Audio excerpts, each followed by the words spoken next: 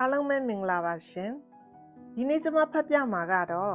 စာရေးဆရာမခင်ခင်ထူးရဲ့တို့လေတော့မှပွင့်ကြတယ်ဆိုတဲ့ဝိထုတိုကလေးတစ်ပုဒ်ဖြစ်ပါတယ်ရှင်တို့လေတော့မှပွင့်ကြတယ်မူလာတန်းပြကျောင်းဆရာမလေးဖြစ်ကျွန်မတာဝန်ထမ်းဆောင်စားကမြို့တော်ကျောင်းကြီးတွေမှာမဟုတ်ပါမန္တလေးမရေယာယထာလမ်းဘေးတနေရာကကျေးလက်မူလာတန်းကျောင်းကလေးတစ်ကျောင်းမှာပဲဖြစ်သည်ယထာလမ်းဘေးတစ်လျှောက်ရွာများတွင်တာဝန်ထမ်းဆောင်ရသောကျမတို့ဆရာမများအားလုံး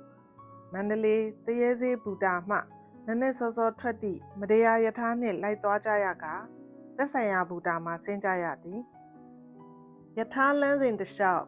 အိုးဘိုကပိုင်တောင်ပြုံးလွန်တောင်စသည့်ဘူတာများကိုကြော်ပြီးမှ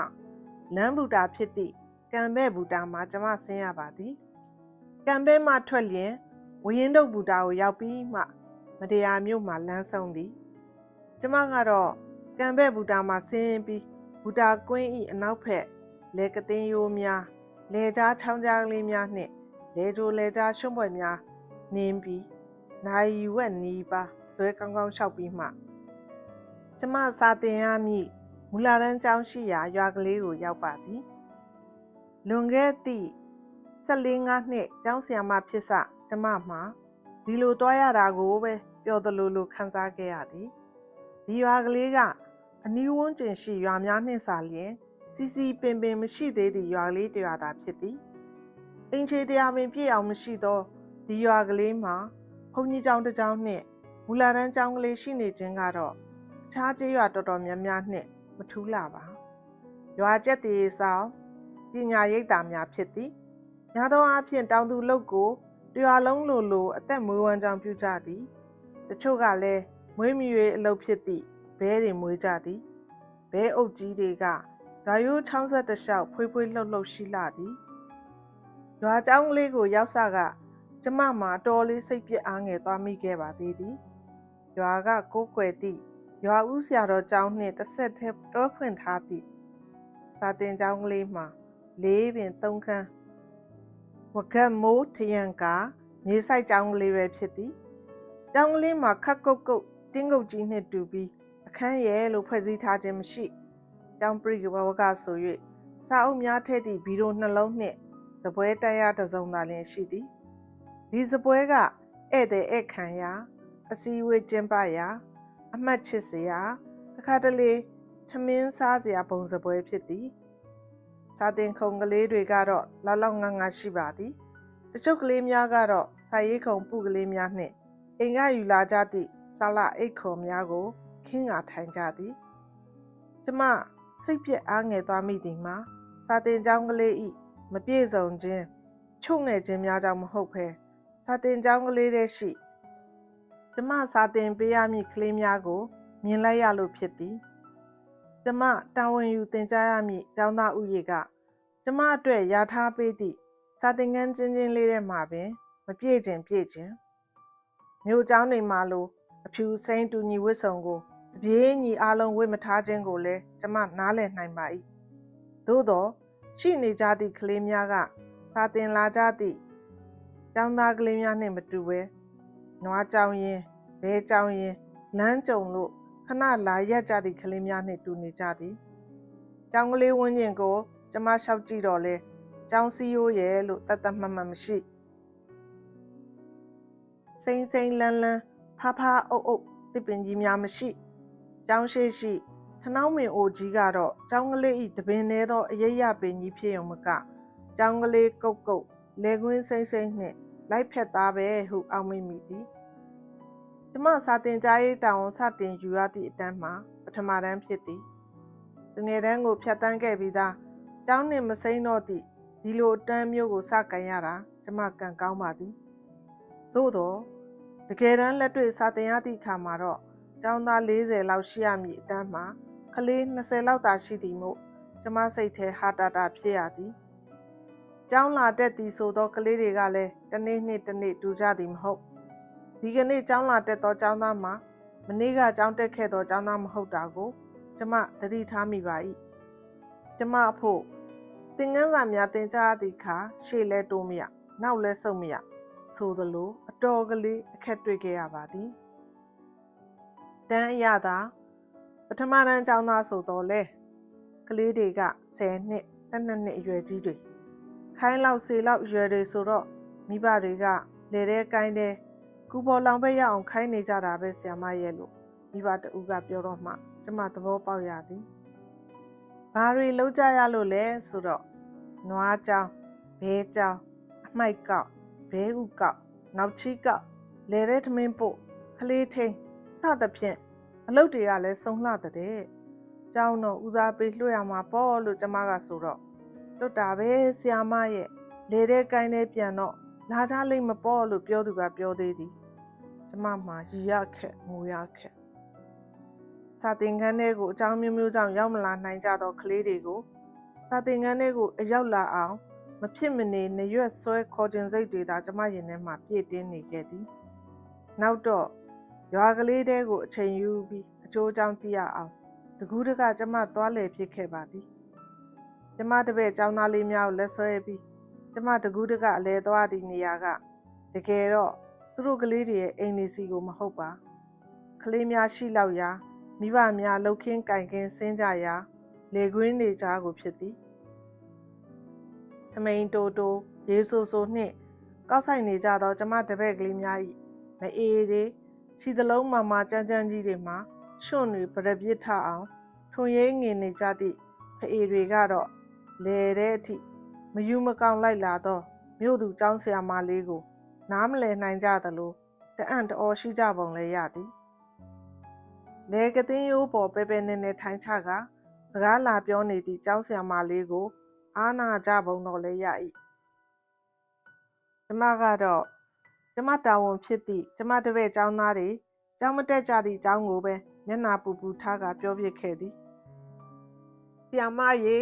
ကျုပ်တို့မှာကိုယ်ခွဲကမရှိတော့ငါအောက်ကိုပဲခိုင်းနေရတာကျောင်းကိုလွှတ်ချင်ပါတယ်မဖြစ်လွန်းလို့သာပါမဖြစ်လွန်းလို့သာပါဆိုတော့ကျမပင်ဘာပြောရမှမသိအလျှော့ပေးလိုက်ရင်ပိုဆိုးတော့မည်ဟုတ်ပြီလေကလေးကိုတနေ့ကုန်အလုပ်ခိုင်းနေရတယ်လို့ပြောတာလားရှင့်အဲ့ဒါလို့တော့မဟုတ်ပါဘူးဆရာမရဲ့မနေ့ပိုင်းကလေးတွေမှာကျောင်းနဲ့တိုက်နေတော့ကဲအဲ့ဒါလို့ဆိုအလုပ်ခိုင်းပြီးတဲ့အချိန်သာကျောင်းကိုလွှတ်ပြီးရတယ်မဟုတ်လားဒီလိုအလုပ်နဲ့အချိန်ကိုညှိယူတာမျိုးရှိသလို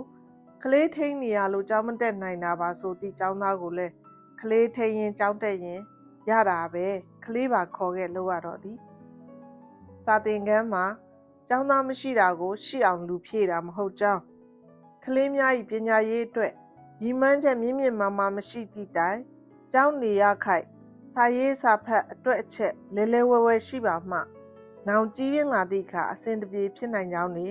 ကျမကြုံသလောက်တွေ့သလောက်ရှင်းပြသည်တချို့ကျောင်းသားတွေကတော့လဲကျောင်းပြင်းကြသလိုတချို့ကလည်းစာလေးမေးလို့မှမရရင်အခက်ဆိုသည့်စိတ်ခံဖြင့်ကျောင်းကြောက်ကြတာတွေလည်းတွေ့ရသည်နောက်တော့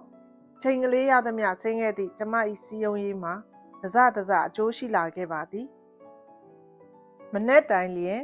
ကျမစာသင်ခန်းကလေးတဲ့ကျောင်းသားတွေပုံမှန်30ကျော်ရှိလာခဲ့ပြီဒီကလေးတွေကိုရော့မသွားအောင်ကျောင်းပျော်အောင်ထပ်စည်းရုံးနိုင်ဖို့ကျမစူးစမ်းရအောင်မည်အပင်ခြေကတပွင့်စီကောက်လာခဲ့သည့်ခေပွင့်ကလေးတွေကိုတကုံးနဲ့ဖြစ်အောင်တီးဖို့ကကျမတာဝန်မဟုတ်လားကလေးတော်တော်များများမှာစာကိုကြောက်နေကြတာလားအပြင်းနေပဲဖက်နေတာလားဒီကလေးတွေစာမကြောက်အောင်စာသင်ခန်းမှာပျော်အောင်ကျမဘလို့လုပ်ရပါမူလာတန်းပြဆရာမလက်သစ်ကလေးကျမဖို့အတွေ့အကြုံကလည်းကောင်းကောင်းမရှိသေး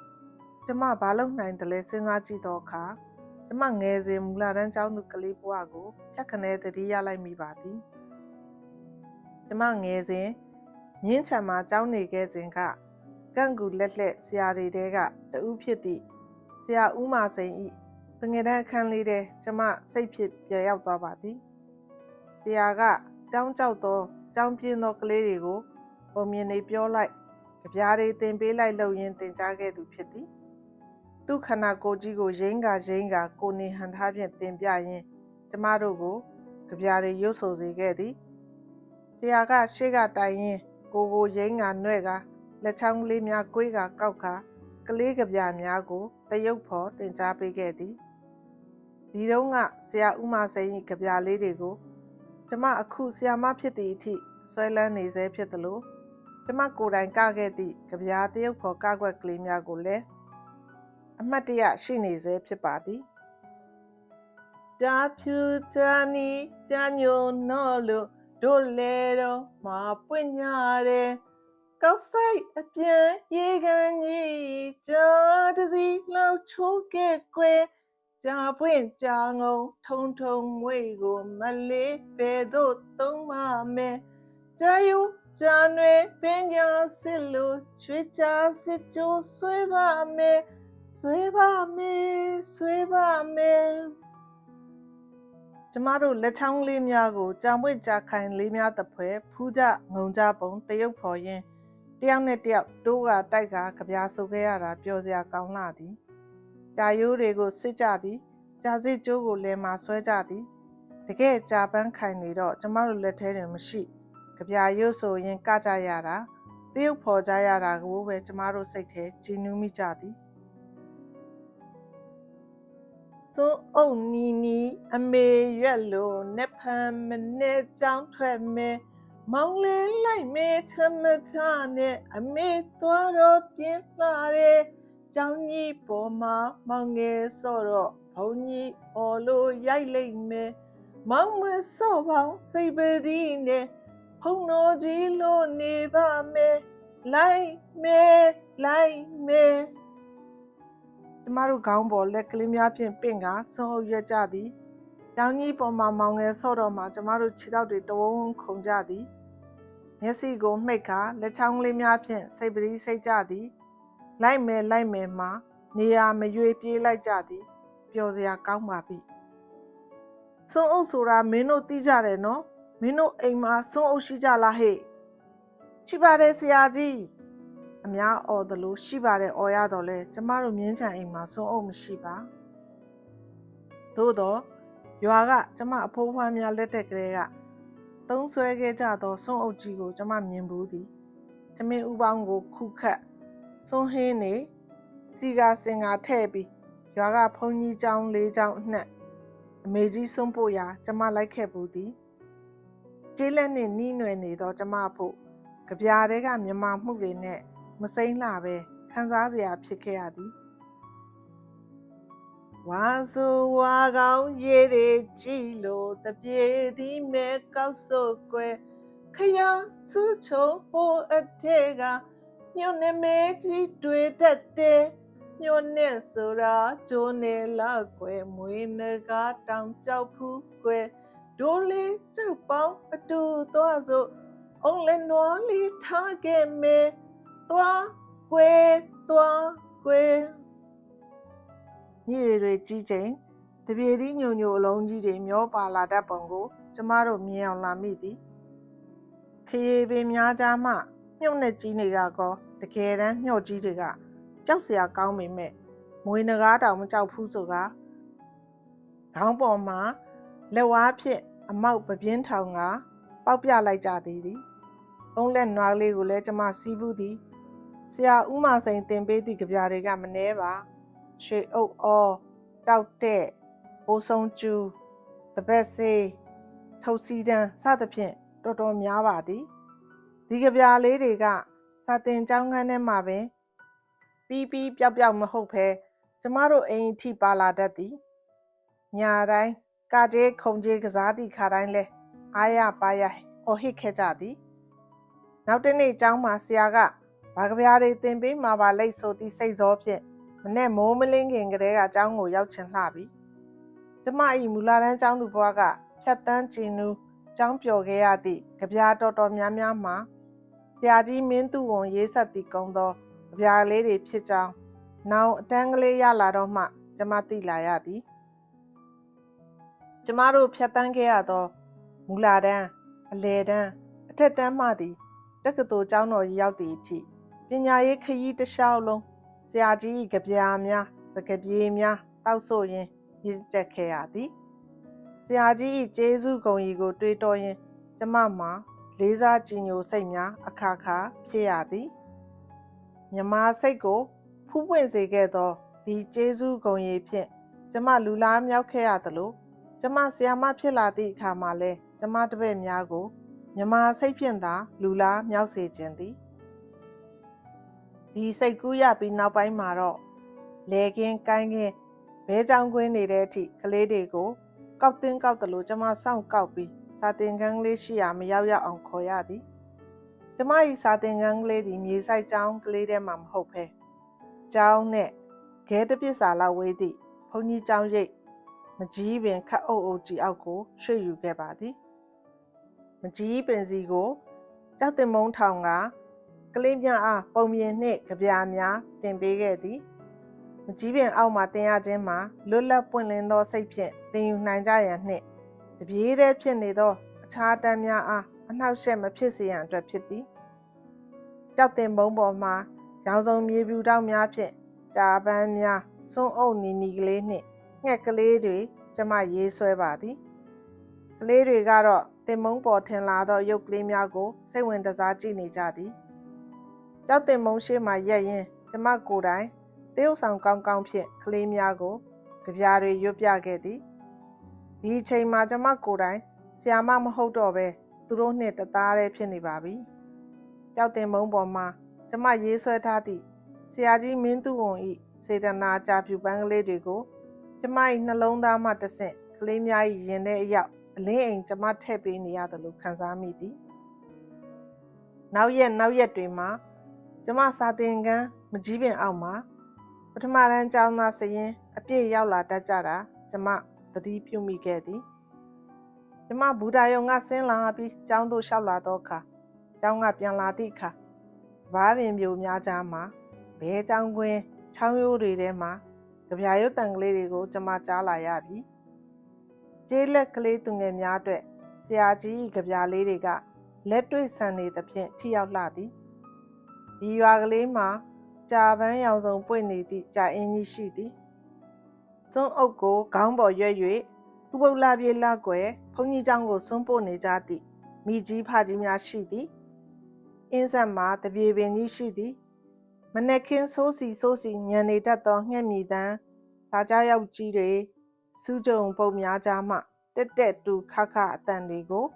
ကျေးလက်ကကလေးတွေမစိမ့်သည့်အတွက်ကျမအထူးရှင်းပြမနေရပါမြမဒလိအငွေ့အသက်တွေရှက်တန်းနေသောဆရာကြီးမင်းသူဝန်ဤကလေးကပြကလေးများအားမြမမျိုးဆက်သစ်လူမမယ်များကိုလက်ဆင့်ကမ်းရင်ထာဝရရှင်သန်နေဦးမှာပါလားလို့ကျမယုံကြည်နေမိပါသည်